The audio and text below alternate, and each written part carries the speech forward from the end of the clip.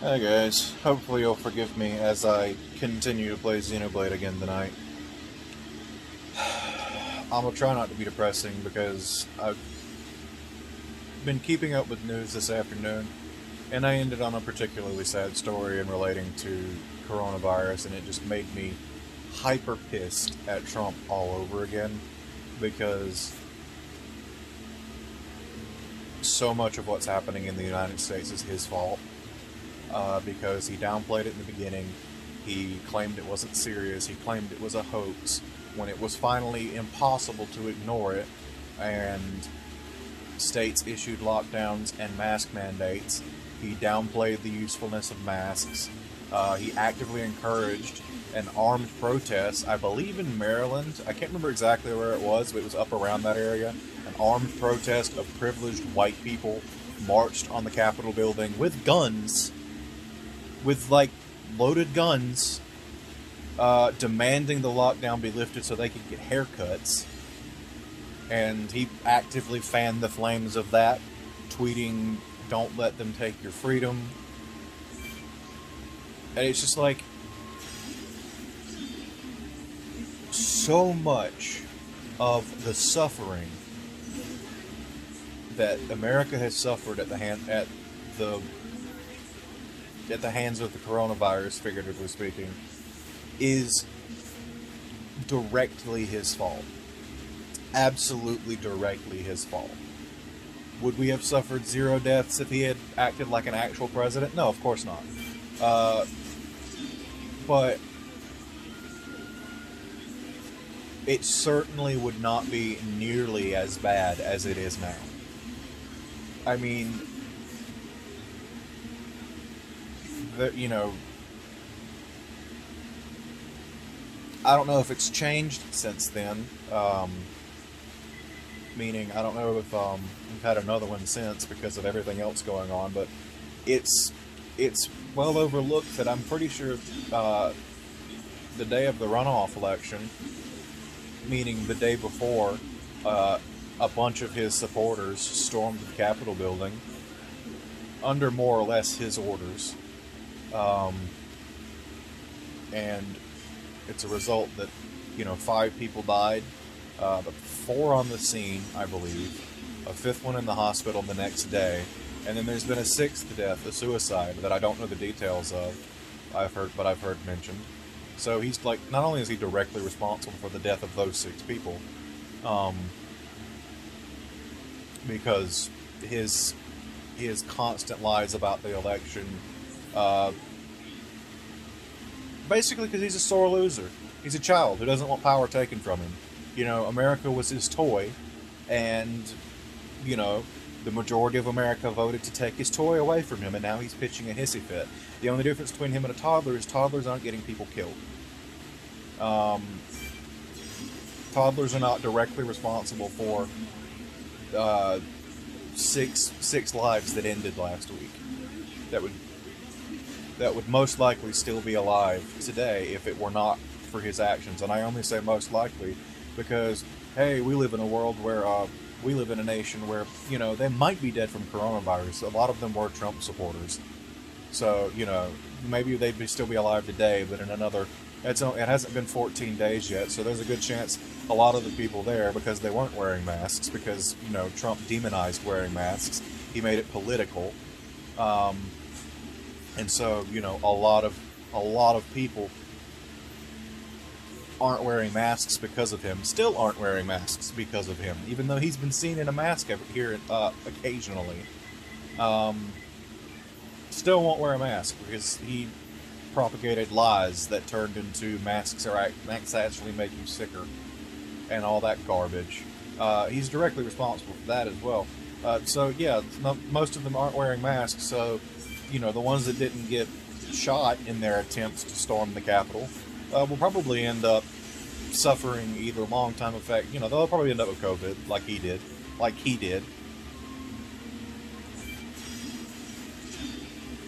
And it makes me extra pissed off because all he had to do was market. He could, if he was half the business, if he was a quarter of the businessman he claims he is, when coronavirus swept the nation, he would have branded a line of masks, and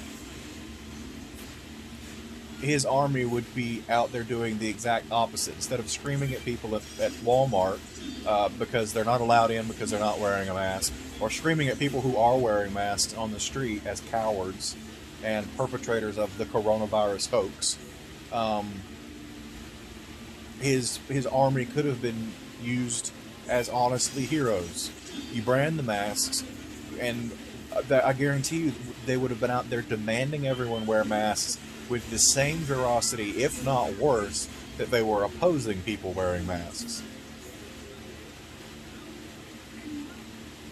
Like instead of a 40-year-old white woman being dragged kicking and screaming out of Walgreens because she claims that being forced to wear a mask at a public space, actually not a public space, places of business are privately owned places. You have to conform to their rules. Just like, last night I was talking about, I was watching videos and thinking to myself, people are claiming that removing Trump from social media is against the First Amendment. Twitter's not public, okay? Twitter's not a public asset. Twitter's a privately owned company. And just like you have the right to tell someone who is in your house kicking and screaming and tearing your house apart to, fuck off, Twitter has the right to tell people who are literally inciting violence and spreading lies to get off their platform. They absolutely have that right. More so, you sign a contract when you make a Twitter account. You agree to terms and conditions. You're basically saying, when you make your Twitter account, you're saying, I agree to not break the law. Not break your rules. The same way that when you go into a public space, you enter an unspoken agreement with law enforcement to not break the law. Or like if you go to a black tie restaurant, you are entering an unspoken agreement to conform to their dress code. And if you don't do it, they kick you out. And sure, people can bitch and complain all they want to about that, but it's not going to change it. Just like when you make a Twitter account and agree to those terms and conditions, you are agreeing to not break the rules Twitter set. And if you do, you lose your account. Sorry. Bye. Twitter doesn't belong to the public, and it shouldn't belong to the public. The last thing you want is government-mandated social media. You think they spy on you now on Twitter and Facebook? Imagine if they owned Twitter and Facebook. How bad it would be. Imagine just how much worse it would be. So you better be happy that it's privately owned. It blows my mind the level of willful ignorance people will sink to keep from having to challenge the way they think about the world.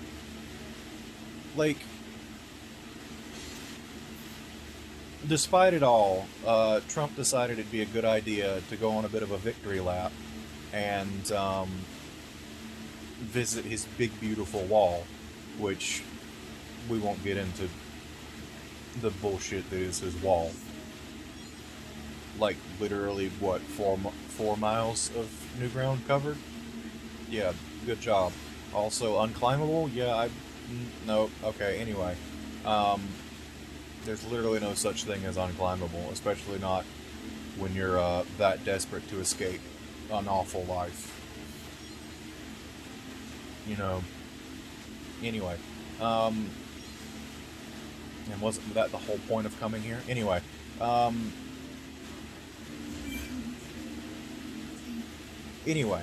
not going to get on that soapbox tonight because I don't want this to be another hour of just screaming and ranting.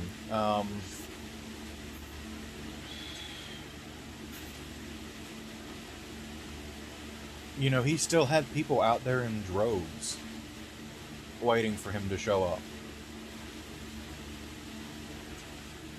And there was a Border Patrol agent, which I won't get into the implications of that.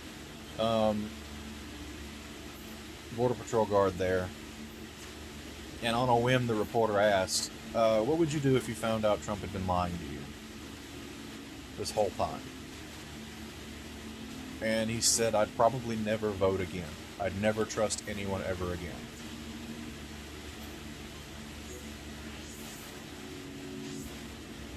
That's the level of how deep this goes.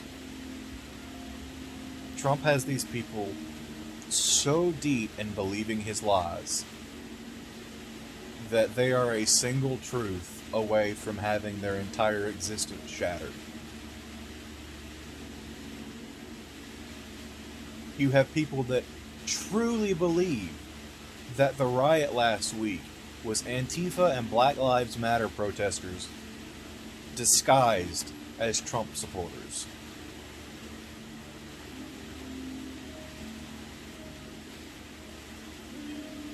People seriously believe that. Unprompted. As far as, like, no one fed them, when they were asked to respond, no one fed them this garbage. They were just straight up asked, like, they weren't even asked that. They just said, do you disagree with the events that happened last week? And they were like, yeah, but that wasn't Trump protesters. That was probably Antifa and Black Lives Matter are the ones that broke in.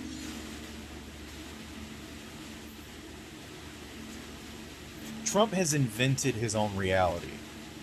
And there are people out there genuinely choosing to live in it with him. And I just cannot wrap my brain around that. It baffles me. There are people that genuinely want to live in this bizarre existence of his, where he is some second coming of Christ, the chosen one, as I'm quoting him on that. Who wants an orange, pathetic slab of flesh that people claim as a person, but I'm not convinced, as their Messiah? Like,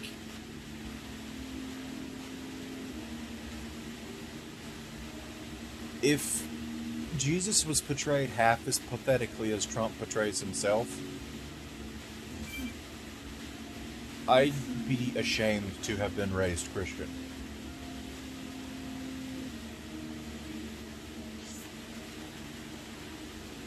Like, this is a man who was off having an affair while his wife was giving birth.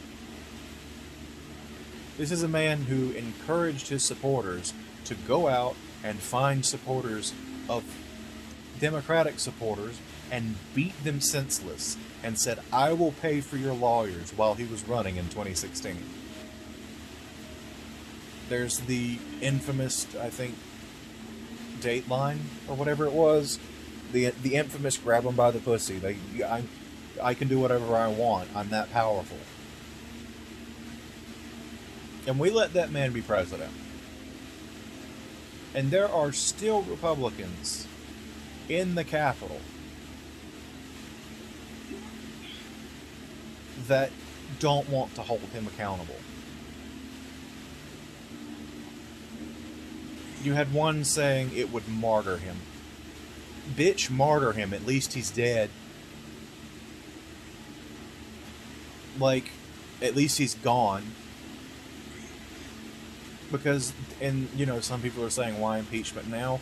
Because he never deserves to hold a political office ever again, and that's what, if we can get him impeached, then a simple majority vote in the Senate would prohibit him from ever running for office again. It would never give him any political power ever again. He couldn't be mayor of the smallest town in the middle of nowhere ever again. And that's what we need. We need him to be completely removed from any sort of power. Frankly, he deserves to rot in prison, and not just for last week. The levels of tax fraud, campaign fraud, where when he was campaigning in 2016, he set up a false charity that was supposed to be going to aid war veterans, and instead he bought a giant painting of himself with the money. Like, he's not him, or no one like him or his son or his daughter-in-law, like none of the people involved in that, basically his inner circle of like Eric and Ivanka and all that garbage, are ever allowed. They're permanently like banned from ever running a charity in New York, in the state of New York again, because of that nonsense. These are the people that we let in the White House. This giant man-child who reportedly by members of his cabinet was elated, watching excitedly while his supporters marched on the Capitol. That man has the nuclear codes.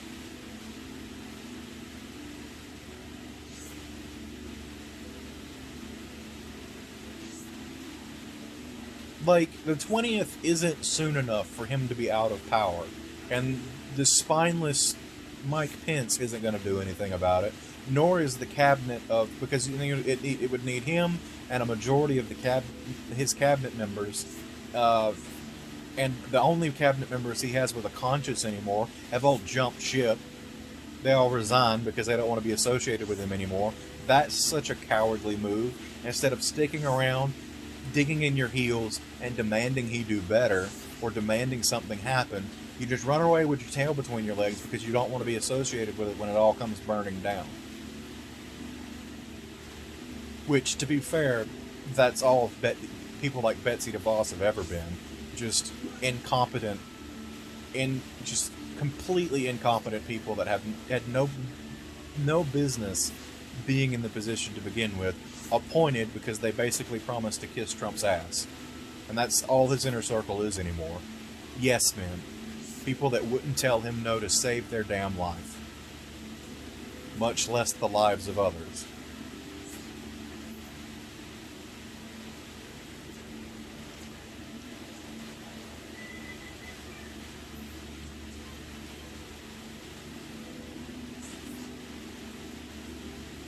That's what we're dealing with. And it's just like,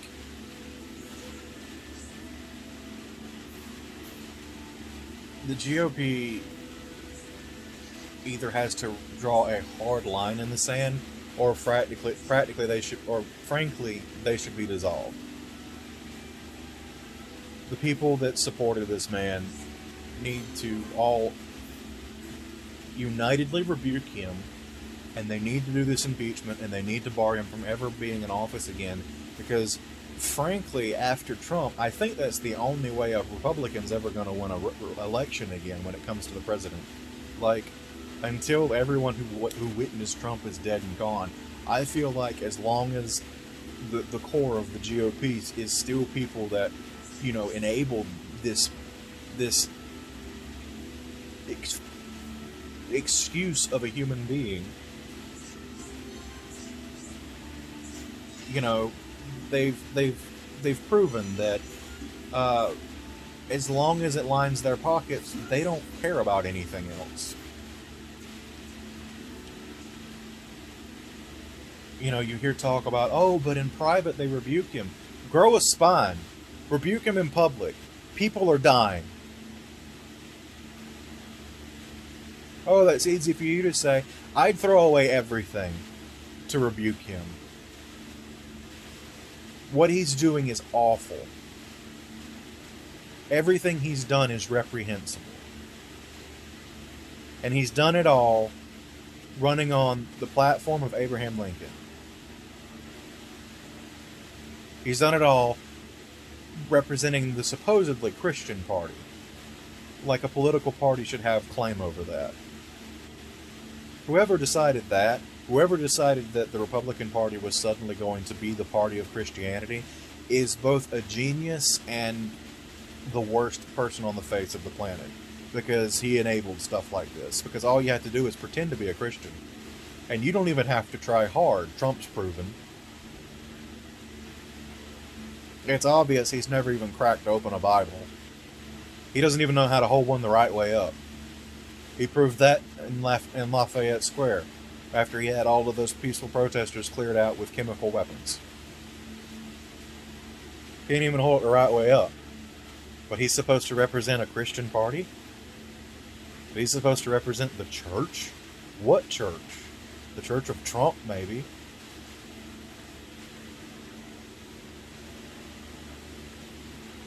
Real Christians should be scared because that's what an antichrist looks like. I don't think he is, because if he was, he would have won the last election and would still be in some kind of power.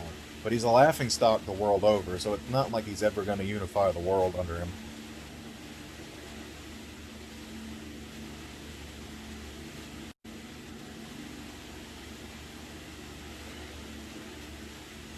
Anyway, the file just rolled over, and that's a good point for me to stop.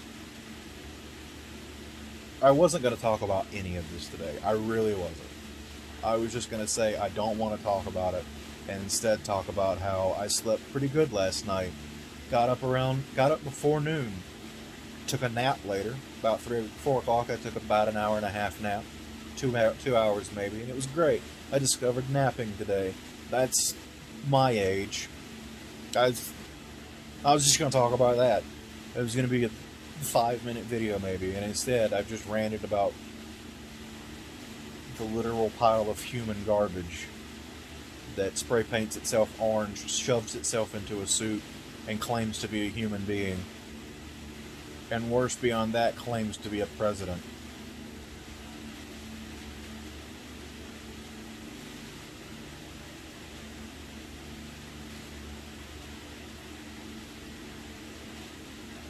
I don't wish death on people. You know what, that's a lie. I do kind of wish death on him. Actually, no, I don't. That'd be too good for him. He needs to suffer. And he deserves to suffer the rest of his life in prison. And not a fancy white-collar one. He deserves to end up in one of those prisons where he'll get the hell beat out of him every other day because he's surrounded by people he falsely put in there.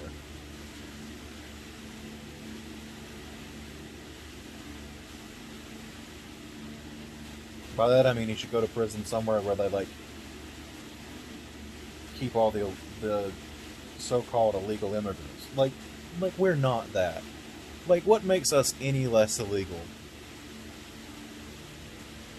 Because some old assholes wrote it down on a piece of paper 200-300 years ago or whatever it was? Let's face facts. Unless you are directly descended from Native Americans, you're practically an illegal immigrant. Because no piece of paper signed by any amount of people justifies the fact that this land was stolen to begin with, and we treat the original inhabitants like trash.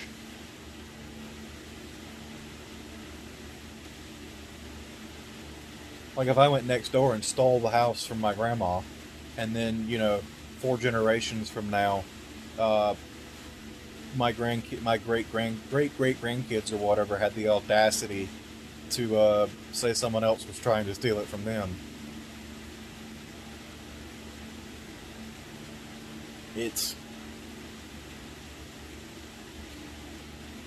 America's a joke. Sometimes most of the time, it really is. And I'm so fed up with it some days.